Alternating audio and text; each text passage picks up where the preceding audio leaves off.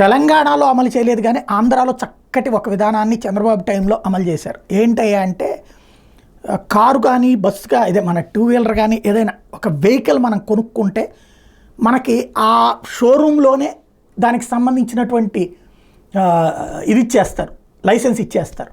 మనం ఎక్కడికో వెళ్ళక్కర్లా, అక్కడే మనకి. ఇప్పుడు తెలంగాణలో ఏముంది, ఆర్టీఐ ఆఫీస్ దగ్గరికి వెళ్ళాలి, అక్కడ పొద్దున్న సాయంత్రం దాకా క్యూలో నుంచోవాలి. ఆ తర్వాత వాళ్ళు వచ్చి చాసిస్ తీసుకోవడం ఇవన్నీ తీసి చేస్తారు. ఇక్కడ అట్లా అక్కర్లా, మొత్తం అదే షాప్లోనే నడిచిపోతుంది. జస్ట్ మన ఇంటికి కార్డు వస్తుంది. అట్లాంటి సిస్టమ్ ఆంధ్రప్రదేశ్లో నడిచింది.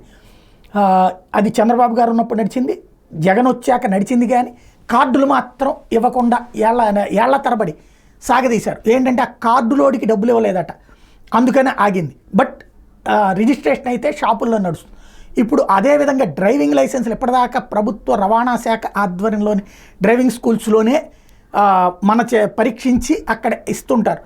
ఇప్పుడు అలా కాకుండా ప్రైవేట్ డ్రైవింగ్ ఏజెన్సీలకి పర్మిషన్ ఇస్తారని, 3 ఎకరాల స్థలం ఉన్నటువంటి వాళ్ళకి ఈ డ్రైవింగ్ స్కూల్ పెట్టుకోవడానికి వాళ్ళకి అనుమతిస్తారన్నటువంటి తాజాగా తేలుతున్నటువంటి అంశం.